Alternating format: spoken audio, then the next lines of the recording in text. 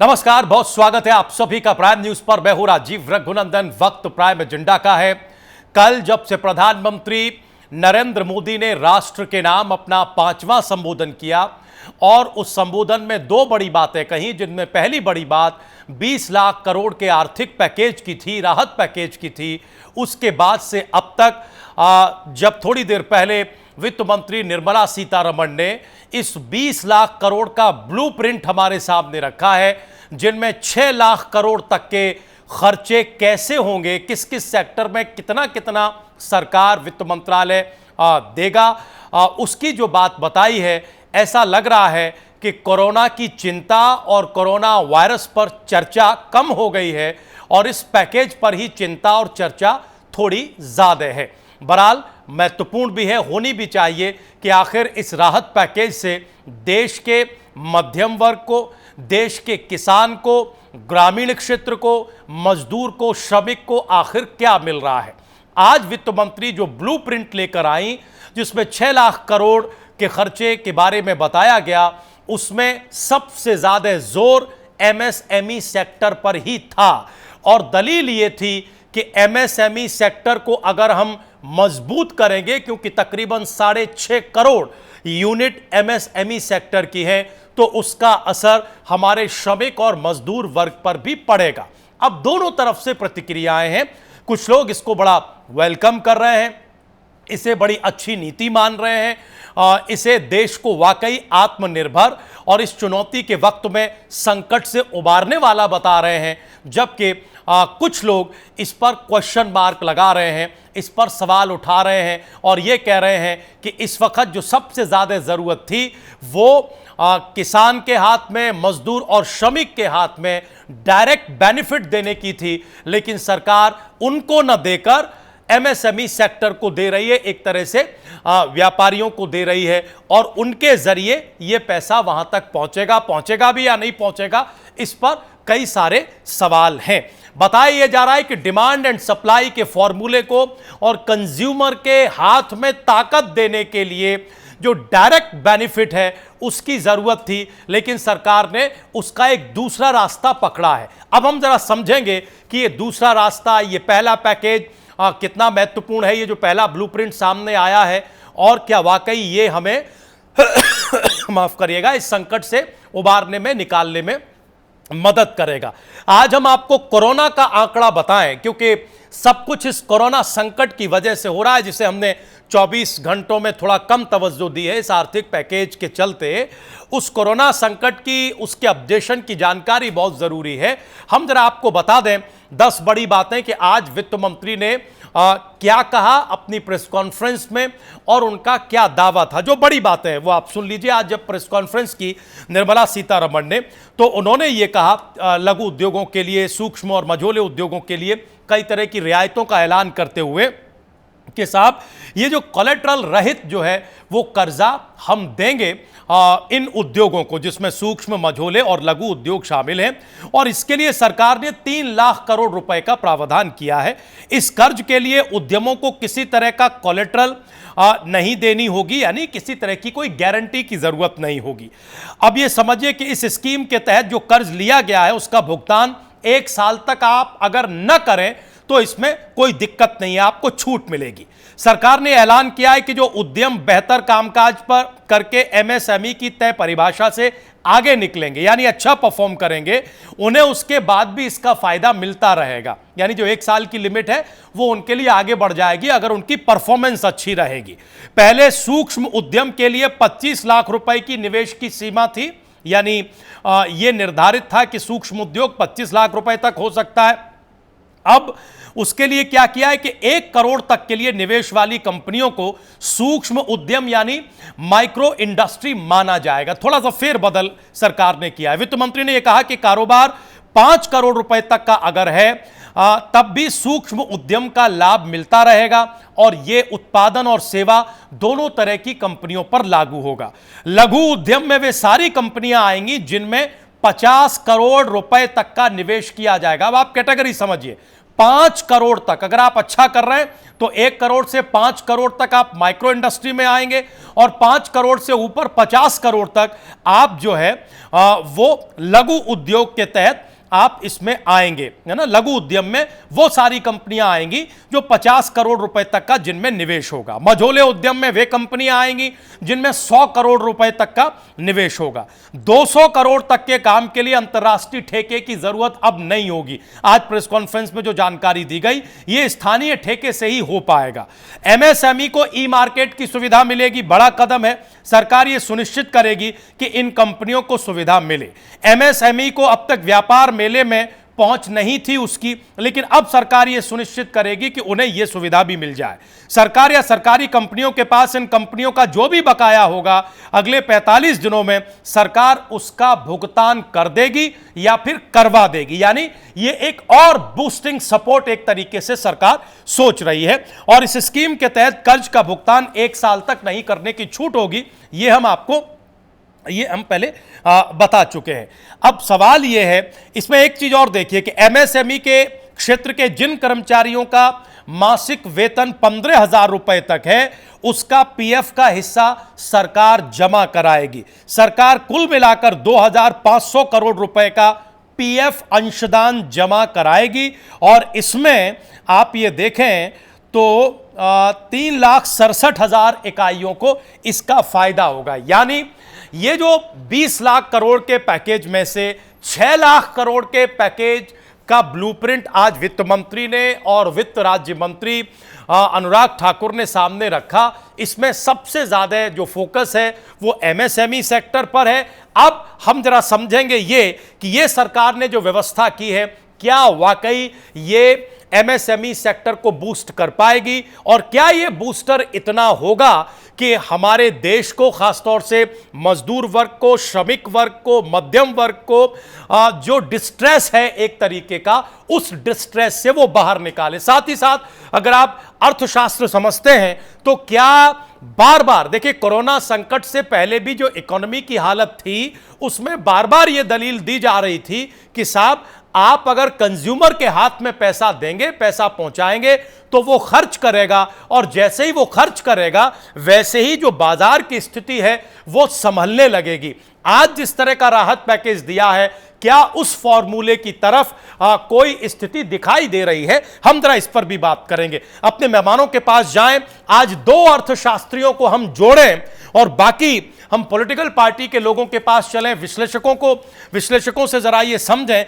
हम जरा एक बार आपको कोरोना की स्थिति भी बता देना चाहते हैं कि जैसा हमने शुरुआत में कहा कि सबको करने की जरूरत इसलिए पड़ रही है क्योंकि देश और दुनिया में कोरोना वायरस का भीषण संकट है। और कल ही प्रधानमंत्री ने अपने 5वें संबोधन में कहा था कि इस संकट ने पूरी दुनिया को प्रभावित किया और पूरी दुनिया एक तरीके से जीवन को बचाने की जंग लड़ रही है। तो देखिए कि दुनिया भर में कोरोना वायरस का आंकड़ा, कोरोना पॉजिटिव का आंकड़ा क्या है। जी हां, 42,78,000 के पार ये कोरोना पॉजिटिव का आंकड़ा पूरी दुनिया में चला गया है।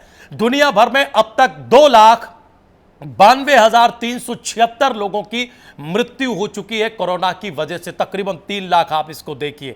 अमेरिका में 2,26,000 लोग से ज्यादा लोग कोरोना से संक्रमित हैं। अब तक अमेरिका में 32,692 ये एक स्थिति है जो लोग काल के गाल में समा गए। ये आंकड़ा और भी ज्यादा है। भारत में कोरोना पेशेंट का आंकड़ा 74,000 के पार चला गया है। भारत में 2,415 लोगों की मौत हो चुकी है। भारत में इलाज के बाद 24,386 पेशेंट ठीक भी हुए। जल्दी से उत्तर प्रदेश भी आप देख लीजिए। उत्तर प्रदेश में कोरोना के कुल 3,664 केस हैं। यूपी में इलाज के बाद 1,873 मरीज ठीक हुए हैं। कोरोना से उत्तर प्रदेश में 82 पेशेंट्स की अब तक मृत्यु हो चुकी है। और नोएडा को अगर आप देखें तो 6 नए केस नोएडा में, और कुल मिलाकर 236 केस अब तक सामने आए हैं। यह एक स्थिति है। और जो पैकेज आया उसके बारे में हमने आपको शुरुआत में जानकारी दी। अब हम सबसे पहले अपने जो अर्थशास्त्री हैं, जो अर्थ के जानकार हैं, विशेषज्ञ हैं, उनको जोड़ना चाहते हैं। हमारे साथ 2 अर्थ के जानकार आशुतोष गुप्ता जी और आशीष पांडे जी जुड़े हुए हैं। आप दोनों मेहमानों का बहुत बहुत स्वागत है सर प्राइम न्यूज पर, प्राइम एजेंडा में। हम आपके पास आना चाहते हैं। और हमारे साथ गौरव मिश्रा जी और विनोद सिंह जी। गौरव मिश्रा जी भारतीय जनता पार्टी के नेता प्रवक्ता हैं और विनोद सिंह जी कांग्रेस पार्टी के नेता और प्रतिनिधि हैं। आप दोनों मेहमानों का भी बहुत बहुत स्वागत है। आप दोनों की तरफ भी रुख करेंगे, लेकिन एक एक करके हम जरा अपने अर्थशास्त्रियों की, विशेषज्ञों की राय ले लें, फिर सर आपके पास आते हैं। सबसे पहले जो हम रुख करना चाहते हैं वो रुख करना चाहते हैं आशुतोष जी आपकी तरफ। हमें ये बताइए और बिल्कुल साधारण भाषा में, देखिए बहुत सारा ये जो अर्थ जगत की बातें हैं इनमें कई बार बड़ी क्लिष्ट भाषा हो जाती है जो आम दर्शक समझता नहीं, इसलिए हम बहुत सरल भाषा में बात करना चाहते हैं। पहली बात, क्या ये जो किया गया है इससे पूरा देश, खास तौर से चूंकि आज एमएसएमई सेक्टर के लिए ऐलान हुआ है बड़ी संख्या में, हम उसी पर फोकस करें, लघु सूक्ष्म और मझोले उद्योग, ये जो एक निराशा की स्थिति है, क्या ये निराशा की स्थिति जिसे हम डिस्ट्रेस कहते हैं आशुतोष जी, क्या ये उत्साह और आशा में तब्दील होगी? क्या मानना है आपका? जो जरूरत थी वही किया गया है या जो जरूरत थी और है उससे हटकर कुछ करने की कोशिश हुई है? प्लीज बोलिए। सबसे पहली बात तो आज जिस तरह का पैकेज जो पहले लाया गया है, क्योंकि अगर अभी जो पहले इनिशियल स्टेजेस में जो सरकार ने पहले डायरेक्ट बेनिफिट ट्रांसफर किया, जैसे जितने मजदूर थे, जितने ऐसे लोग थे जो की रोजी रोटी का संकट आ गया था, तो पहले उनको डायरेक्ट बेनिफिट ट्रांसफर किया गया अकाउंट में, महिलाओं के अकाउंट में ट्रांसफर किया गया जी। लेकिन आज तो ये पैकेज आया है 3 लाख करोड़ का एमएसएमईज के लिए जी। इसमें कम से कम 45 लाख एमएसएमई जो सरकारी आंकड़ा है जो कि सरकार बता रही है, 45 लाख एमएसएमई को फायदा मिलेगा। देखिए, अगर बिना प्रोडक्शन किए आप लोगों के अकाउंट्स में पैसे डालते जाएंगे तो उससे इकोनॉमी में प्रोडक्शन नहीं बढ़ेगा, अल्टीमेटली इन्फ्लेशन बढ़ जाएगा। पहली बात समझ। और उस स्थिति में ना आए भारत, आवाज बहुत कम आ रही है, शॉर्टेज न होने लगे चीजों की, क्योंकि एक बार जब शॉर्टेज स्टार्ट जाती है तो लोगों के मन में एक प्रॉब्लम आ जाती है और लोग उसको होल्ड करना स्टार्ट कर देते हैं। तो सरकार ने एमएसएमई के माध्यम से और जिस तरीके से लोन का ट्रांसफर करना है, अब देखिए, देखने वाली सबसे इम्पोर्टेंट बात यह है, स्कीम्स बहुत अच्छी बनाई है सरकार ने। अब इसका क्रियान्वयन कितने बैंकिंग में, सबसे इम्पोर्टेंट बात होता क्या है कि जितनी भी सरकार की स्कीम है उसका इम्प्लीमेंटेशन किस तरीके से किया जा रहा है, ये सबसे इम्पोर्टेंट बात होती है। अगर उसमें लीकेज स्टार्ट हो जाएगा देन क्रिएट्स अ प्रॉब्लम। और क्योंकि अभी क्या है, सप्लाई साइड इकोनॉमी को बढ़ाना बहुत जरूरी है, क्योंकि पिछले महीनों से कि प्रोडक्ट्स बढ़ने का जो साइकिल था वो टूट चुका है। खाली आप पैसा ट्रांसफर करके इकोनॉमी को आगे नहीं बढ़ा सकते, ये एक नॉर्मल बात है आपको, जिससे कि सारी समझ जाना चाहिए जी कि आपको प्रोडक्शन करना पड़ेगा। प्रोडक्शन के बाद जो इनकम आए वो लोग उससे सामान अपना अपने जो भी आवश्यकता है उसको पूरा करें जी। आशुतोष जी आपका ऑडियो बहुत साफ, बहुत क्लियर नहीं आ रहा है। इससे पहले कि हम आशीष जी को जोड़ें, फिर भी हम आपसे जानना चाहते हैं, सही अभी ठीक है, हम ये जानना, आप ये बिल्कुल सही कह रहे हैं कि देखिए, केवल हम डायरेक्ट बेनिफिट ट्रांसफर के जरिए इकोनॉमी को रिवाइव नहीं कर सकते, बात बिल्कुल सही है। लेकिन हम जानना ये चाह रहे हैं कि एमएसएमई सेक्टर को बूस्ट करने के लिए जिस तरह से 3 लाख करोड़ के पैकेज का ऐलान किया है और वो किन किन कंडीशंस में, किन किन नियमों के साथ क्या क्या होगा, हमने बताया, वित्त मंत्री ने और वित्त राज्य मंत्री ने बहुत डिटेल में बताया, 1 घंटे से ज्यादा की प्रेस कॉन्फ्रेंस थी। क्या ये डिस्ट्रेस एड्रेस होगा? क्या मूल सवाल ये कि जो संकट, जो चुनौती हमारे सामने है, उससे हजारों, लाखों, करोड़ों लोग जो बेरोजगार हुए हैं और उनके भीतर उस बेरोजगारी की वजह से जिस निराशा और जिस नाउम्मीदी ने जगह बनाई है, क्या वो डिस्ट्रेस जरूर एड्रेस होगा? एक टिप्पणी दीजिए, हम तुरंत फिर आशीष जी को जोड़ेंगे। बोलिए। बिल्कुल, आपकी बात बिल्कुल सही है। मुझे लगता है कि ये डिस्ट्रेस को आगे लेके जाएगा और इकोनॉमी में एक इम्पोर्टेंट चाहिए था आज की में, एक तरह से कि सारे लोगों के व्यापार है, एमएसएमई के हमारे जितने भी फर्म्स हैं, उनको एक तरह से सरकार की तरफ से एक ऐसा पैकेज दिया गया है जिससे कि एक हफ्ता को प्राइमरी जो प्रिंसिपल अमाउंट रिटर्न नहीं करना है जी, तो उनको खाली अपने प्रोडक्शन ध्यान देना है, अपनी चीजों को आगे बनाना है। और जैसे कि हमारे है इस बात को कि हम अब फोकस ये रहेगा कि हम लोकल चीजों को प्रमोट करें। अब ये सबसे इम्पोर्टेंट बात और भी है, बोलिए, क्योंकि जो लेबर का माइग्रेशन हो गया, आप समझिए इस बात को, लेबर का माइग्रेशन शहरों से गाँव की तरफ हो गया, और जब शहरों से गाँव की माइग्रेशन हो जाता है तो आपके पास एक प्रॉब्लम ये आती है जहाँ पे इंडस्ट्री में वहां अवेलेबल नहीं है। सरकार ने इस कदम को उठा के एक ऐसा काम किया है कि लेबर माइग्रेशन रुकेगा। अच्छा, इम्पोर्टेंट बात को समझना बहुत जरूरी है। मैं आपको कुछ उदाहरण देता हूँ। जैसे कि रशिया में एक बार ऐसा हुआ जी, जब वहाँ रशियन रिवॉल्यूशन स्टार्ट हुआ था, तो जब वहाँ पे रशियन रिवॉल्यूशन, ये पता ना समझना बहुत जरूरी है। बोलिए बोलिए। क्योंकि रशियन रिवॉल्यूशन के जब वहाँ की जब इकोनॉमिक जो पावर्स का चेंज होने लगा, लोगों के लैंड का डिस्ट्रीब्यूशन कैसे होगा, तो भी वहाँ के जो सैनिक वो भी अपने गांव की चलने लगे। तो हमें पलायन को रोकना है। अगर हम पलायन, सरकार ने बहुत नया कदम किया है, तो डिस्ट्रेस जो था इकोनॉमी में ये ग्रुप में सब आया, वो 100% इस बात में मतलब मेरा तो ये मानना है। और आप देखेंगे 1-2 महीने, ठीक है आशुतोष जी, बहुत जल्दी से हम आशीष जी की भी प्रतिक्रिया लेते हैं, दोबारा आपकी तरफ हम रुख करते हैं। आशीष पांडे जी, आप किस तरह से सोचते हैं?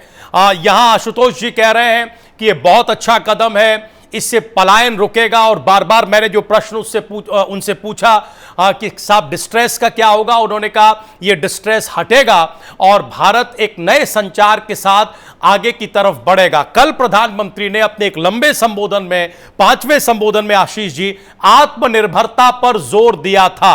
क्या ये जो पहली किश्त है वित्त मंत्री की, ये जो प्रेस कॉन्फ्रेंस जिसमें 6 लाख करोड़ के ब्लूप्रिंट के बारे में बताया गया, क्या ये एमएसएमई सेक्टर को आत्मनिर्भर बनाने की दिशा में आगे बढ़ाने का काम करेगा? आशीष जी, हाँ, इस बारे में मैं पूरी तरह से सहमत हूँ आपके विचारों से कि ये एमएसएमई सेक्टर्स के लिए जो आज की डेट में क्रेडिट और लोन की एक डायर नीड में है, उसके लिए ये बिल्कुल काम करेगा और इसके लिए बहुत अच्छा कदम है। बट हाँ, अब आप ये कहें कि सिर्फ और सिर्फ इस पैकेज से ये आत्मनिर्भरता आ जाएगी, वो थोड़ा सा जल्दीबाजी होगी। मतलब केवल इस पैकेज के जरिए आत्मनिर्भरता नहीं आएगी, तो आपको क्या लगता है और क्या क्या किया जाना चाहिए जिससे कम से कम हम उस फॉर्मूले की तरफ पहुंचे, उस विजन की तरफ चले जो प्रधानमंत्री ने कल आह्वान किया? क्या क्या और किए जाने की आवश्यकता है? भारत में सबसे ज्यादा जरूरी जो है, और भारत की पिछले 10 या 12 सालों में अगर देखें कि अनेक झंझावातों, अनेक प्रॉब्लम्स को भारत की अर्थव्यवस्था ने आसानी से हल किया है, उसका सबसे बड़ा कारण ये रहा है कि भारत एक डोमेस्टिकली ड्रिवन इकोनॉमी रही है, कि भारत के अंदर ही डिमांड जनरेट होती रही है। अब अगर आज की डेट में हम देखें तो जिस तरीके से लोगों की सैलरी कट हुई है, लोगों की नौकरियां गई हैं, तो कहे ऑटो सेक्टर की आप हालत देखिए, वो कहीं ना कहीं दिखाता है कि भारत की अर्थव्यवस्था में मांग में कमी आई है, डिमांड कम हो रही है। उस डिमांड को दोबारा से पुनर्जीवित करने के लिए, कंजम्पशन को बढ़ाने के लिए सरकार क्या कर रही है, उद्योग जगत क्या कर रहा है, कैसे ग्राहक वापस आएगा स्टोर तक, मॉल्स तक, इंटरनेट वेबसाइट पे जाकर के वो शॉपिंग करेगा, वो सारी चीजें जब तक सामने दिखाई नहीं देंगी, अभी कहना जल्दीबाजी होगी। अभी कहना जल्दबाजी, लेकिन फिर भी हम समझना चाहते हैं, आपने डिमांड का सवाल उठाया और ये महत्वपूर्ण सवाल है। क्या आपको लगता है कि ये जो एमएसएमई को बूस्ट करने की जो कोशिश की गई है, इससे डिमांड पर असर पड़ेगा और डिमांड बढ़ेगी? बहुत सिंपल फॉर्मूला है अर्थशास्त्र में, डिमांड एंड सप्लाई का। बहुत दिनों से ये देखिए, हमने शुरू में भी जिक्र किया और आशुतोष जी भी इस बात से सहमत होंगे कि ये डिमांड का संकट तो भारतीय बाजार में काफी पहले से है। अब ये चुनौती कोरोना की वजह से और ज्यादा बढ़ गई। आशीष जी, तो आपको लगता है कि डिमांड बढ़ेगी? क्योंकि बहुत सारे विशेषज्ञ ये भी मान रहे हैं कि डिमांड बढ़ाने के लिए ये जो प्रोसेस इस्तेमाल किया सरकार ने, वित्त मंत्री ने, ये थोड़ा लंबा है। ये आप एमएसएमई को मदद करके और उसका पैसा जब इंडस्ट्री चलेगी, वो पैसा जाहिर है तनख्वाह या दूसरे तरीके से श्रमिक और मजदूर वर्ग के हाथ में पहुंचेगा, फिर वो खर्च करेगा। तमाम लोग ये कह रहे हैं, विशेषज्ञ ये कह रहे हैं आशीष जी, कि इससे पहले आप डायरेक्ट बेनिफिट दे देते, फिर आप एमएसएमई को भी मजबूत करते रहते। क्या वो ज्यादा ठीक नहीं होता? अनेक ऑप्शन थे, सरकार ने ये जो ऑप्शन चूज किया है इसके भी अपने फायदे हैं। कम से कम आज की डेट में एमएसएमई सेक्टर जिस तरीके से बंद होने की कगार पे, बर्बाद होने की कगार पे पहुंच रहा था, लोगों की नौकरियां खतरे में थी, लोग बेरोजगार होते और उससे एक बड़े पैमाने पे पलायन और दूसरे तरह की प्रॉब्लम होती है। तो हम डिमांड और डिमांड की बात कर रहे हैं, वो और ज्यादा समस्या गहरी होती है। तो ये एक अच्छा कदम है, इससे उस पे तात्कालिक प्रभाव से रोक तो जरूर लगेगी। अच्छा, रोक जरूर लगेगी, ठीक है। आप दोनों मेहमान हमारे साथ बने रहिए, हम जरा एक एक पॉलिटिकल प्रतिक्रिया लेकर आशुतोष जी, फिर हम तुम्हारे आपका आशीष जी आपका रुख कर रहे हैं। हम गौरव जी आपके पास आए, इससे पहले हम जरा विनोद जी की प्रतिक्रिया जानना चाहते हैं, क्योंकि स्वाभाविक है कि आप उसका उत्तर देंगे और देना चाहिए। विनोद सिंह जी, जिस तरह के पैकेज की डिमांड कांग्रेस पार्टी कर रही थी, जिस तरह से बड़े अर्थशास्त्रियों या विशेषज्ञों से राहुल गांधी बातचीत कर रहे थे, और उस बातचीत में जो चीज़ें निकलकर सामने आ रही थीं, चाहे वो अभिजीत मुखर्जी के साथ बातचीत हो या फिर वो रघुराम राजन साहब के साथ बातचीत हो, क्या आज सरकार ने उसी तरफ कदम बढ़ाया है और ये ब्लूप्रिंट कांग्रेस पार्टी को पसंद आ रहा है? आपको लग रहा है कि इससे वाकई एमएसएमई सेक्टर मजबूत होगा और इसका असर अंततः बाजार पर और अंततः डिमांड पर पड़ेगा? देखिए राजीव जी, इसको बड़ी सरलता से दो तीन महत्वपूर्ण मुद्दों के साथ समझा जा सकता है। पहली बात, कांग्रेस पार्टी की लगातार मांग पर और सरकार विवश हुई घोषणा करने पर हम स्वागत करते हैं। ये बहुत पहले आ जाना चाहिए था, इसका दुख और चिंता भी है। पहले आता तो जो सड़कों पर पलायन करते हुए मजदूरों की बड़ी भयानक अभावग्रस्त तस्वीरें आ रही, उससे देश वंचित होता, वो अपमानित महसूस ना होते। और आपको मैं बताऊं, कल जब प्रधानमंत्री जी ने कहा, इसकी घोषणा की, उसके बाद मजदूरों से जब उनका वक्तव्य पूछा गया तो बहुत घोर निराशा और हताशा में उन्होंने कहा, हम तो अपमान का जीवन जी रहे हैं, हम तो विवश है 1500 किलोमीटर चलने पर। इस पैकेज की मेरी क्या समझ है? मैं इतना बहुत बुद्धिमान नहीं हूं कि इसकी तकनीकी पक्ष को समझ सकूं, लेकिन ये सरकार ने जिस अमानवीयता के साथ बदनाम करने का और अपमानित करने का काम किया है, ये कभी हम इसको क्षमा नहीं करेंगे। एक पहलू ये हुआ। पहले आता, समय रहते काम होता, तो दो कहावतें मुख्य हम लोग बचपन से सुनते आ रहे हैं और उस पर पालन करने का प्रयास करते हैं, well begun is half done, all's well that ends well. लेकिन ये सरकार शुरू से, विशेषकर आर्थिक नीति पर या किसी गंभीर जन सरोकार के मुद्दे पर, ये केवल सिर्फ कहने पे विश्वास रहती है और उसको अनुपालन में, चाहे आप 100 स्मार्ट सिटी की बात हो, बुलेट ट्रेन की बात हो, ग्लोबल इकोनॉमी, 5 ट्रिलियन, किसान की आय दोगुनी, मतलब एक ट्रैक रिकॉर्ड है। तो ट्रैक रिकॉर्ड इनका बहुत हतोत्साहित करता है, निराशा करता है, सिर्फ जुमलेबाजी वाली सरकार है। मैं अपील करता हूं और इस आशा के साथ अपील करता हूं, सरकार इस बार प्रतिबद्धता, गंभीरता दिखाएगी और इस मौके की, संकट को, इस आपदा की चुनौतियों को समझते हुए अपना रुख परिवर्तित करेगी। ऐसा इनके लिए मुश्किल होगा, क्योंकि ये जल्दी से सकारात्मक परिवर्तन को स्वीकार नहीं कर पाती है ये सरकार। चाहे देश की जनता त्राहिमाम करने लगे, चाहे मजदूर, किसान, बेरोजगार की स्थिति जो हो जाए, विनोद जी, ये इसका आपके सारे जो आरोप हैं वो सही होंगे, उनका गौरव जी आंसर कर देंगे, लेकिन ये बहुत सारे पुराने। हम आज बिल्कुल आज की स्थिति पर, भाई कल संबोधन हुआ प्रधानमंत्री का, कल 20 लाख करोड़ के पैकेज का ऐलान हुआ, आज पहली किश्त का ब्लूप्रिंट हमारे सामने है, 3-4 बार संभवतः और प्रेस कॉन्फ्रेंस होगी ऐसा बताया गया है। हमें आज बताइए, क्या आप जो डिमांड कर रहे थे वो पूरी हुई? क्या जो एक्सपेक्टेशन और जो चुनौती है, क्या ये ब्लूप्रिंट उसका सामना कर रहा है? क्या प्रधानमंत्री ने कल जो 20 मिनट तक विजन और आत्मनिर्भरता के बारे में, भारत को आत्मनिर्भर बनाने के बारे में जो अपनी बात रखी, क्या एमएसएमई सेक्टर पर जो उनकी सरकार का फोकस है वो उस आत्मनिर्भरता की तरफ जा रहा है? इन प्रश्नों पर आइए, इनके उत्तर दीजिए, फिर हम गौरव जी के पास जाएं। जी राजीव जी, घोषणा हुई, हम उसका स्वागत करते हैं, लेकिन आप जानते हैं कि एक हमारी व्यवस्था, बैंकिंग व्यवस्था देश की कैसी चलती है।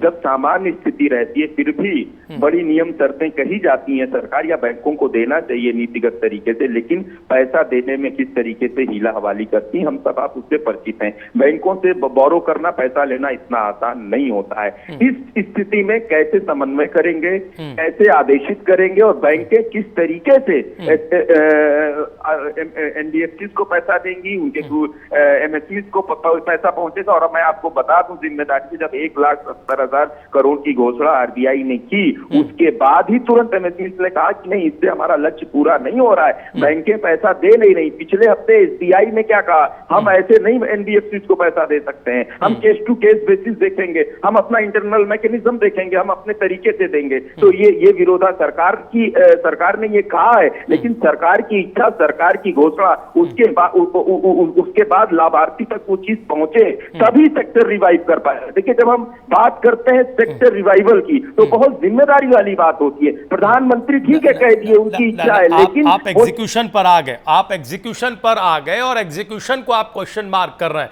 सर, जब एग्जीक्यूशन नहीं होगा तो हम उस पर सवाल पूछेंगे, आप डिबेट में रहेंगे, इसमें कोई दो राय नहीं है। लेकिन आज तो जो एक बेहतरी की तरफ ले जाने की कोशिश है वो अच्छी है, बुरी है, काफी है, नाकाफी है, इस पर तो बोलिए।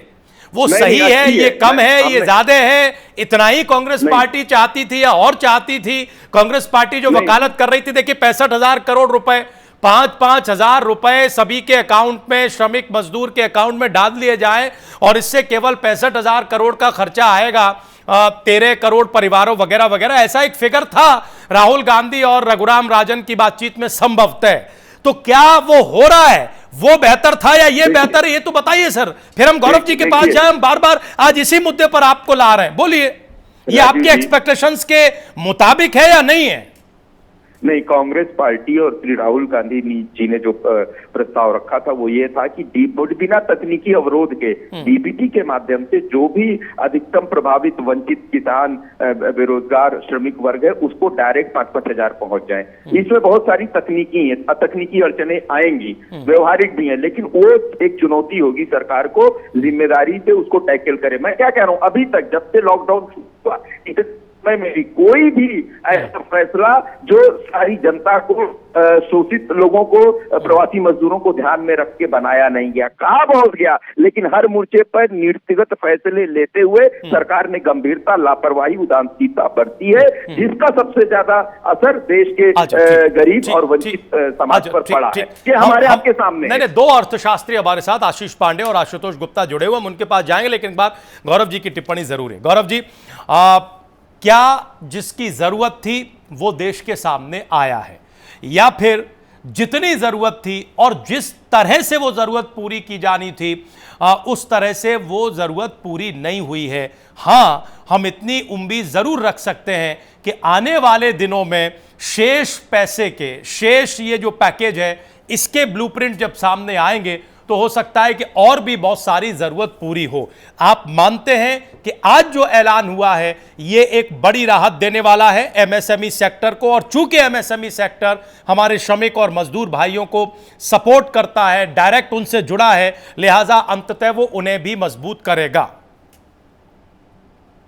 राजू जी, प्राइम न्यूज के इस विश्वसनीय प्लेटफॉर्म पर हम इसको 3-4 स्टेप में समझाना चाहेंगे। प्लीज बोलिए। एक तो 2014 से 2019 के बीच जो भारतीय जनता पार्टी के नेतृत्व की सरकार ने बड़े बड़े रिफॉर्म किए और जो फ्लैगशिप योजनाएं चलाई, आज उन फ्लैगशिप योजनाओं के आधार पर आज इस संकट के स्थिति में वो योजनाएं संकट मोचन बनकर के उभरी है।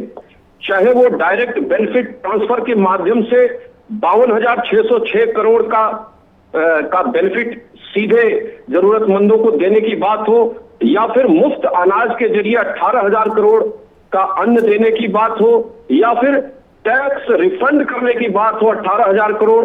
तो इस तरह से देखिए तो हमारी जो पुरानी योजनाएं हैं फ्लैगशिप, आज वो कैरियर बन के इस संकट काल में मदद कर रही हैं। इसके बाद हम आते हैं इस फेज में, कोरोना काल में जी। लॉकडाउन होने के 2 दिन के भीतर ही 1,70,000 करोड़ का पैकेज पीएम कल्याण, गरीब कल्याण योजना घोषित किया गया। इसके अंतर्गत आपने देखा होगा लगभग 52,000 करोड़ मजदूरों के खाते में पैसा डाला गया। वहीं अगर देखा जाए तो म्यूचुअल फंड के, आरबीआई के माध्यम से कई रिफॉर्म किए गए, जिसमें म्यूचुअल फंड के लिए 50,000 करोड़ का बेल आउट पैकेज लाया गया। रेपो रेट और रिवर्स रेपो रेट को घटाया गया ताकि बाजार में जो लिक्विडिटी की समस्या है, जो पैसों की समस्या है, उसको दूर किया जा सके। और आज का ये ऐलान, कल जो प्रधानमंत्री जी ने 20 लाख करोड़ का पैकेज की घोषणा की थी, उसके आज प्रथम चरण में जो 3 लाख करोड़ के एमएसएमई सेक्टर को मजबूत करने की बात जो आईएफ माननीय फाइनेंस मिनिस्टर के माध्यम से, ये अभूतपूर्व कदम है। और आप देखिएगा इस एमएसएमई सेक्टर जो लगभग 12 करोड़ परिवारों को सीधे तौर पर नौकरी मुहैया कराता है इस देश में, उसको स्ट्रेंथन करने की बात हुई है इस कर्ज के माध्यम से। और सबसे बड़ी बात यह है कि एमएसएमई की जो पूरी परिभाषा है, बहुत सारे ऐसे एमएसएमई के यूनिट थे जो इसके फायदों से वंचित हो जाते थे, क्योंकि जिस सेक्टर में ये काम करते थे उसमें बंद के रह जाते थे। लेकिन परिभाषा को इसको और विस्तृत करके इनकी सुविधाओं को और बढ़ाया गया है। और जिस तरह से फंड्स ऑफ फंड्स की व्यवस्था, यानी इक्विटी में पहली बार भारत सरकार या कोई भी सरकार 50,000 करोड़ लगाने जा रही है, जो बेहतर काम करने वाले एमएसएमई सेक्टर के उद्योग धंधे हैं उसमें 50,000 करोड़ का निवेश भी करेगी भारत सरकार। ये अपने आप में बहुत बड़ा माइलस्टोन कदम है। और आप देखिएगा रोजगार सृजन और आत्मनिर्भर भारत की दिशा में ये बहुत बड़ा कदम है। जिस तरह से पीपीई किट या फिर जो स्वास्थ्य संबंधित आवश्यकताएं थी उसको 40-50 दिन के अंदर में भारत में निर्माण किया गया और उसकी सप्लाई सुचारू रूप से की गई। ये इस बात का सीधा प्रमाण है कि भारत किसी भी संकट की स्थिति में उठ खड़ा हो सकता है और दुनिया के सामने नजीर प्रस्तुत कर सकता है। डिमांड और सप्लाई की जहां तक बात है, हमारी डिमांड और सप्लाई पहले जो थी वो भारत की डिमांड और सप्लाई वैश्विक पर निर्भर थी, यानी भारत की डिमांड और सप्लाई पूरे विश्व से। लेकिन आज हम इस डिमांड और सप्लाई को पूरा वैश्विक करने जा रहे हैं। पूरे विश्व के डिमांड को हम केंद्र में रख करके अपने प्रोडक्शन को करने जा रहे हैं और पूरे दुनिया को भारत में मेक इन इंडिया के माध्यम से एक प्रोडक्शन का हब बना करके। गौरव देखिए, दो सवाल, गौरव जी 2 सवाल जोड़ लीजिए, क्योंकि 2 अर्थशास्त्री हमारे साथ हैं। गौरव जी 2 सवाल जोड़ लीजिए और उनको आंसर कर दीजिए, फिर हम अर्थशास्त्रियों के। देखिए 2 दलीलें हैं जो इसके खिलाफ हैं। एक तो ये है जो हमने कहा और जिस पर हमने आशुतोष जी और आशीष जी से भी राय ली और उन्होंने उत्तर किया उसको, कि साहब चुनना ये चाहिए था डिमांड को बहुत जल्दी बेहतर बनाने के लिए डायरेक्ट बेनिफिट ट्रांसफर पर जाना चाहिए था। बहुत सारे लोग ये सजेस्ट कर रहे थे, वहां नहीं जाया गया। इसके पीछे आप क्या वजह देखते हैं? नंबर 2, बहुत सारे लोग ये भी कह रहे हैं कि आपने ये जो एमएसएमई को मजबूत करने के लिए ये जो लोन आधारित ढांचे को चुना है ये बहुत अच्छा नहीं है। और वो इसलिए नहीं है क्योंकि तकरीबन 6.5 करोड़ यूनिट जो एमएसएमई सेक्टर की हैं उसमें बहुत बड़ी संख्या में ऐसी यूनिट्स हैं जिनका एग्जैक्ट आंकड़ा हमारे पास नहीं है इस वक्त, जिन पर पहले से ही कर्ज है, जो पहले से ही कर्ज में डूबी हुई हैं। तो एक बहुत व्यवहारिक सवाल ये उठ रहा है गौरव जी कि जो यूनिट्स पहले से ही कर्ज में हैं उन्हें आप इस संकट के दौरान और कर्जा देकर कैसे बूस्ट कर लेंगे? ये 2 सवाल हैं, इनको बड़ी सरलता से आंसर करिएगा, फिर हम तुरंत आशुतोष जी, आशीष जी और विनोद जी का रुख करेंगे, कुछ और मेहमानों को जोड़ेंगे। प्लीज बोलिए 2 सवाल। राजू जी, एक तो आपका जो पहला प्रश्न है, डीबीटी के माध्यम से भारत सरकार ने सबसे पहले यही कदम उठाया कि जो जरूरतमंद है, श्रमिक है, कामगार है, गौरव जी बस बहुत ये जोड़ ली। जैसे ये सही है कि कदम उठाया, ये सही है कि 1,70,000 करोड़ का पैकेज बहुत शुरुआती दिया गया, लेकिन इसके बाद आगे सही क्या है? आगे सही ये है कि पिछले 1 हफ्ते 10 दिन से हम लगातार ये देख रहे हैं कि डीबीटी के माध्यम से सरकार ने जो किया उसका कोई फर्क और असर नहीं दिखा, क्योंकि कितने बड़े पैमाने पर पलायन हुआ है ये गौरव जी आपसे छिपा हुआ नहीं है। देश के हर राज्य में हुआ है, उत्तर प्रदेश में ही देश के अलग अलग राज्यों से लोग आए हैं। कल जब इस पैकेज का वेलकम कर रहे थे मुख्यमंत्री योगी आदित्यनाथ, तो वो खुद एक डेटा रख रहे थे। वो ये कह रहे थे कि तकरीबन 10 लाख आ चुके हैं और 10 लाख अभी और आने हैं। तो अगर डीबीटी ने वर्क किया होता गौरव जी, तो ये पलायन रुक गया होता या नहीं हुआ होता। इसका मतलब है कि डीबीटी ने असर तो दिया लेकिन उतना असर नहीं दिखाया जिसकी जरूरत थी, और वो हम इसलिए कह रहे हैं कि पलायन कतई रुका नहीं है, लोग एक जगह से दूसरी जगह जा रहे हैं, इसलिए बार बार डीबीटी पर हम सवाल पूछ रहे हैं, उठा रहे हैं। बोलिए, अब बोलिए, प्लीज बोलिए। नहीं, पलायन तो राजीव जी जब लॉकडाउन की समय सीमा बढ़ती चली गई, इसके कारण से पलायन जो है वो बढ़ा सभी प्रदेशों में, और इसकी काफी बड़ी जिम्मेदारी प्रदेश सरकारों पर भी जाती है। इसमें सबसे बड़ा पलायन जो है वो महाराष्ट्र से हो रहा है। उत्तर प्रदेश की जहां तक बात है, उत्तर प्रदेश से कोई पलायन नहीं हुआ। यहाँ पे कोई भी प्रवासी मजदूर अपने प्रदेश में जाने के लिए मजबूर नहीं हुआ। दूसरी जहां तक बात है कि ये जो पैकेज दिया गया है, ये जो कर्ज दिया जा रहा है, ये उन यूनिट के लिए भी 20,000 करोड़ का प्रावधान है जिनके अकाउंट एमपीए है, जो कमजोर अवस्था में है, और जो अच्छा कर रहे हैं, जो एमएसएमई बहुत बढ़िया कर रहे हैं, उनके लिए सरकार ने कहा कि हम 50,000 करोड़ आपके साथ इक्विटी भी लगाएंगे। वहीं आप देखिए डिस्कॉम, जो विद्युत वितरण कंपनियां हैं, वो घाटे में चल रही हैं, उनके कलेक्शंस नहीं आ रहे हैं, जबकि आज सरप्लस पावर जनरेट कर रहा है भारत। उस स्थिति में 90,000 करोड़ डिस्कॉम्स को देना, तो कोई ऐसा सेक्टर नहीं है जिस सेक्टर को स्ट्रेंथन करने के लिए, मजबूत करने के लिए भारत सरकार ने बहुत बारीकी से अपनी इस योजना का सृजन न किया हो। तो मुझे नहीं लगता है कि इसका फायदा सीधे नहीं मिलेगा, निश्चित रूप से मिलेगा, हाँ ऑर्गेनाइज्ड तरीके से मिलेगा। कांग्रेस या विपक्षी दल जिस तरह की बात करते हैं, जिस तरह की राजनीति करते हैं, उसमें वो कर्ज बांटने और खैरात देने, भ्रष्टाचार करने और खैरात बांटने वाली राजनीति पर विश्वास करते हैं। गौरव जी, इस वक्त तो खैरात की बात ही नहीं है सर, इस वक्त तो मदद की बात है। हम संकट में हैं, खैरात आप तब देते हैं किसी को जब हम संकट में नहीं होते हैं। इस वक्त तो पूरी दुनिया, पूरा विश्व और विश्व में भारत एक अलग किस्म के अभूतपूर्व, प्रधानमंत्री कल क्या कह रहे थे कि पूरी दुनिया जीवन बचाने में लगी हुई है, जुटी हुई है, तो ये खैरात का तो प्रश्न ही नहीं। इस वक्त तो हमें मदद के लिए आगे आना है और दोनों हाथों को खोल कर आना है। और इसीलिए कल जब 20 लाख करोड़ के पैकेज का ऐलान किया तो सभी ने एक सुर से इसका स्वागत किया। गौरव जी, हम आएंगे अगले हिस्से में।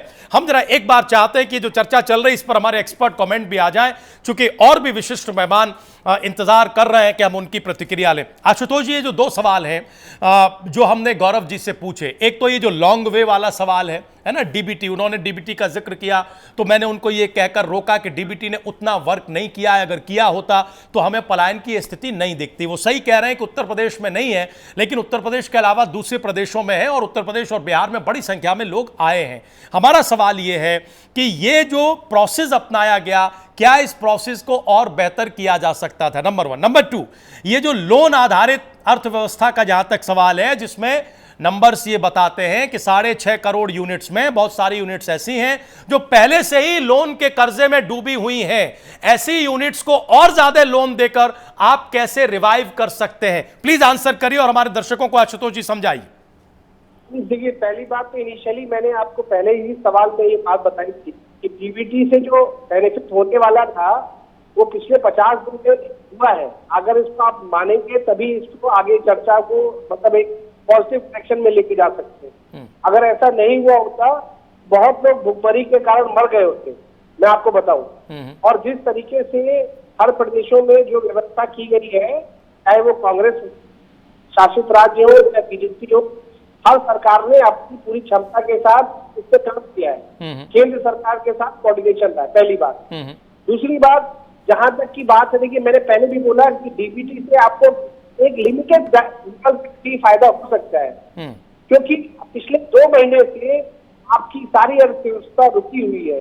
अगर आप डीबीटी करते जाएंगे तो अल्टीमेटली उसका इम्पैक्ट आपकी इकोनॉमी पे पड़ने लगेगा, आपकी चीजों की कीमतें बढ़ने लगेंगी और फिर जो रियल वैल्यू ऑफ मनी है, मनी वैल्यू कम हो जाएगी। आप इसको समझना बहुत जरूरी है कि हमें सप्लाई साइड को बढ़ाना जरूर पड़ेगा, वरना प्रॉब्लम स्टार्ट हो जाएगी। प्रॉब्लम इससे भी बड़ी हो सकती है। सप्लाई साइड इकोनॉमी, ये एक तरह से सप्लाई साइड इकोनॉमी होगी। इसके साथ ये खाली एक तरह से कॉम्प्लीमेंट करेगा। आप एक बात और समझिए, ये 20 लाख करोड़ के का एक पार्ट है। जो 3 लाख करोड़ की हम बात कर रहे हैं, वो 20 लाख करोड़ का एक पार्ट है। हमने कहा कि टोटल 6 लाख करोड़ का पैकेज दिया इन्होंने। आप समझिए कि वो उसका 20 लाख करोड़ का कम से कम 30% है। अभी 70% सरकार की तरफ से और क्या स्कीम सरकार लेके आती है, इसे आगे देखना पड़ेगा।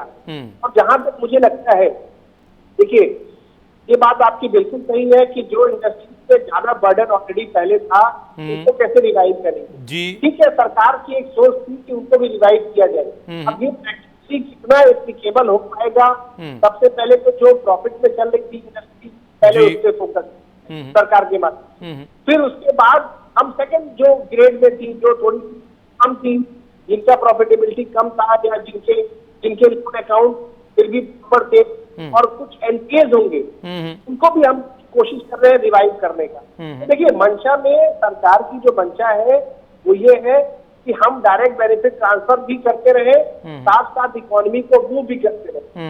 मैं आपको अभी बता दूं, आज ही बता देता हूँ ये बात जी। कि आप देखिएगा कि सरकार की तरफ से अगले 1-2 दिन के अंदर रूरल इकोनॉमी को कैसे बूस्टअप किया जाए, इसको लेके एक प्लान ऑलरेडी सरकार बना चुकी है।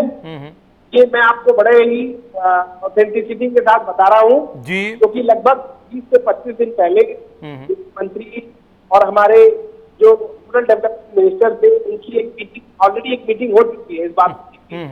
तो स्थिति अब बहुत अलग अलग है, आपको समझना पड़ेगा। जब पलायन शहरों से गांव की तरफ हो गया है, तो रोजगार जहाँ पे है वहाँ पे लेबर अवेलेबल नहीं है, और जहाँ लेबर पहुंच गई है वहाँ रोजगार नहीं है। ये भी सही। तो सरकार को हर फ्रंट काम देखना पड़ेगा और रूरल इकोनॉमी को ग्रो करने की, जैसा की बात हमारे प्राइम मिनिस्टर साहब ने कई बार तो एक बड़ी बात कह रहे हैं आशुतोष जी, एक बड़ी बात कह रहे हैं आप। ये कह रहे हैं कि अब अगली जो प्रेस कॉन्फ्रेंस होगी अगले ब्लूप्रिंट के लिए, उसमें रूरल इकोनॉमी पर पूरा फोकस होगा और सेक्टर वाइज धीरे धीरे सरकार एक एक सेक्टर को ध्यान भी दे रही है और इस चुनौती से निकालकर आत्मनिर्भर बनाने की तरफ लेकर चल रही है, चलना चाह रही है। आशीष पांडे जी को हम जोड़ना चाहते हैं, लेकिन उससे पहले एक बार हम जरा विनोद जी की टिप्पणी इसी बात पर ले लें, क्योंकि अलग अलग समय पर कांग्रेस पार्टी अलग अलग तरह की चीजें डिमांड करती रही है और डिमांड में एक शिफ्टिंग भी, जैसे कल तक पैकेज की डिमांड थी, आज जब पैकेज आ गया तो पार्टी के भीतर यह बात हो रही, तमाम प्रतिनिधि कह रहे हैं कि साहब आपने डीबीटी क्यों नहीं किया, आप डायरेक्ट दे देते जिससे कम से कम ज्यादा राहत मिलती और वो जो डिमांड वाला मामला है वो कंट्रोल में आता। इस तरह का कंफ्यूजन विनोद जी क्यों है? भाई हम सब जान रहे हैं, हमने तो पूरी एक तरह से जो आप लोगों ने बातचीत की, आपके नेता ने वो पूरी देखी और उसमें पैकेज पर बहुत ज्यादा जोर था और वो आनंद शर्मा जो कांग्रेस पार्टी के वरिष्ठ नेता हैं, राज्यसभा के मेंबर हैं, उन्होंने ये कहा कि 4-5% भी अगर जीडीपी का आ जाए, यहां तो सरकार ने 10% का ऐलान किया है और अभी भी कोई पॉजिटिविटी कांग्रेस पार्टी नहीं देख रही है। ये क्यों है, ये समझाइए, और अगर नहीं है तो और क्या किया जाए विनोद जी? राजीव जी, मौके की गंभीरता को समझना पड़ेगा। देखिए, उसी तरीके से होगा अंतोगत्वा, जैसे भारत सरकार ने गैर जिम्मेदारी से और झूठ बोला जब ट्रेनों के टिकट लेने की बात हुई रेल विभाग के द्वारा, उसमें अपमानित कौन हुआ, झूठा कौन हुआ? वो हमारा जो मजदूर जो आने के लिए विवश हुआ, अपने घरों से पैसे मांग के उधार लेने में। ये तकनीकी पहलू में केवल वो वर्ग जिसको इस समय सर्वाधिक और पहला अधिकार है उसको किसी भी आर्थिक रूप से रिलीफ देने का, वो ही सबसे ज्यादा पीड़ित होता है। जितनी ज्यादा तकनीकियों में उसको उलझाएंगे, कांग्रेस पार्टी की इसीलिए मांग थी एक सीधा सबसे सरल और स्पष्ट जो तरीका हो सकता है वो डीबीटी के माध्यम से सीधे उनके खाते में जाए पैसा। टेक्निकल बात थोड़ा सा देखिए, आप कह रहे हैं कि ये उलझा रहे हैं और यही उलझाव मजदूर और श्रमिक वर्ग के हित में नहीं, आप यही कह रहे हैं ना। लेकिन आशीष पांडे और आशुतोष जी एक जानकार, एक विशेषज्ञ के नाते ये कह रहे हैं कि अगर केवल डीबीटी के भरोसे ही हम बैठे रहेंगे तो फिर इकोनॉमी कतई आगे नहीं बढ़ पाएगी। सवाल ये है, ये जो आत्मनिर्भर और एक जो रीस्ट्रक्चरिंग की तरफ हमें बढ़ना है, वो लक्ष्य फिर हम कभी हासिल नहीं कर पाएंगे। बात ये है, अगर हम केवल डीबीटी के भरोसे ही बैठे रहेंगे तो इकोनॉमी डूब जाएगी। आशुतोष जी ने तो खासकर इस बात पर जोर दिया है। नहीं, बिल्कुल नहीं होगा। कांग्रेस पार्टी ने किसान का कर्जा माफी किया, मनरेगा किया, तब भी बहुत पैसे आए कि ये व्यवहारिक तौर पर ये नहीं है, मैं उस डिटेल में नहीं जाना चाहता हूं। आज वही योजनाएं एकमात्र साधन और कारण है जो सरकारी मदद सीधे उन तक पहुंच जाए बिना किसी नौकरशाही के हस्तक्षेप के। एक चीज देखिए, होता क्या है, जब इस समय आप कैसे आउट ऑफ बॉक्स सोच सकते हैं, और जो सर्वाधिक पीड़ित है, जो जागरूक नहीं है, जिसके पास साधन संसाधन शिक्षा की कमी है। अब मैं कितने इंसिडेंट दिखा दूं। इस केंद्र सरकार ने गाइडलाइन जारी की, अगर कोई महाराष्ट्र से किसको आना है उत्तर प्रदेश, तो पहले इन्होंने हड़बड़ाहट में अंग्रेजी में पीडीएफ में मोबाइल डाउनलोड करने का काम किया। अब बताइए वो कैसे, ये सब ज्वलंत समस्याएं हैं। सरकार ऐसा कोई माध्यम निकाले जो सीधे बिना लाग लपेट के, बिना किसी तकनीकी दिक्कतों के, इस समय उसके पास 2 जून क्या 1 जून की रोटी का पैसा नहीं है, वो विवश है 1500 किलोमीटर अपने छोटे दूध मुहे बच्चे को अपने गोद पर लेके आने के लिए। सरकार को ये दिखता नहीं है। सरकार सिर्फ आंकड़ेबाजी में, ये आंकड़ेबाजी का समय नहीं है। 6 साल से लगातार आप आंकड़े में उलझाते आए हैं। मैं कह रहा हूं औद्योगिक वर्ग को जो भी नियम शर्तें हैं, सब व्यवहारिक पक्ष देखते हुए, बैंकिंग की सुनते हुए, सारे पहलुओं को ध्यान रखते हुए आप जो भी गाइडलाइन बनाइए वो इससे डील कर लेंगे, वो सक्षम है। लेकिन वो सर्वाधिक तो इस समय पीड़ित है, श्रमिक है, किसान है, उसको आप इमीडिएट डीबीटी एकमात्र कारण है कि वो उसको किसी के पीछे दौड़ना ना पड़े। वो लॉकडाउन का अनुपालन करे, सोशल डिस्टेंसिंग करे और सरकारी दफ्तरों के चक्कर लगाए। आपको मालूम नहीं है कि बैंकें खुलती है, कोऑपरेटिव बैंक जो रूरल में है, ईस्टर्न यूपी बिहार या किसी भी प्रदेश में, उनकी स्थिति क्या है? आपकी बात का जवाब लेने अब हम गौरव जी के पास नहीं जाएंगे, हम जरा आशीष जी के हवाले आपका प्रश्न करते हैं जो आपने रखा है। आशीष जी, क्या कांग्रेस पार्टी की चिंता सही है, या फिर कांग्रेस पार्टी एक तरीके से इस चिंता में भी राजनीति ढूंढने की कोशिश कर रही है? आंसर करिएगा ईमानदारी से। क्या वो जो कह रहे हैं कि सबसे ज्यादा जरूरत इस बात की है कि उसे आप तुरंत ताकत दीजिए, बजाय इसके कि आप उसे किसी प्रोसेस या आंकड़े में फंसाइए? हम ये कह रहे हैं, गौरव जी ये कह रहे हैं, आशुतोष जी ये कह रहे हैं कि साहब आप बहुत दिनों तक डीबीटी पर निर्भर नहीं रह सकते। अगर आप ऐसा करेंगे, आपने भी शुरुआत में यही कहा, तो अर्थव्यवस्था के लिए एक चुनौती, एक खतरा पैदा हो जाएगा। आंसर करिए विनोद जी की बात को। आशीष पांडे जी कैसे समझाएंगे उन्हें, बोलिए एक विशेषज्ञ के नाते। देखिए, सिंपल सी चीज होती है, अगर आप जब किसी अर्थव्यवस्था को उनकी बात करते हैं और जब आप किसी देश की बात करते हैं, तो वहाँ पे बड़ा सिंपल सा सवाल होता है। आप रोजगार देखते हैं, आप उद्योगों को देखते हैं, आप टोटल उत्पादन को देखते हैं, और उससे जुड़े हुए अलग अलग तबका जो मिडिल क्लास है।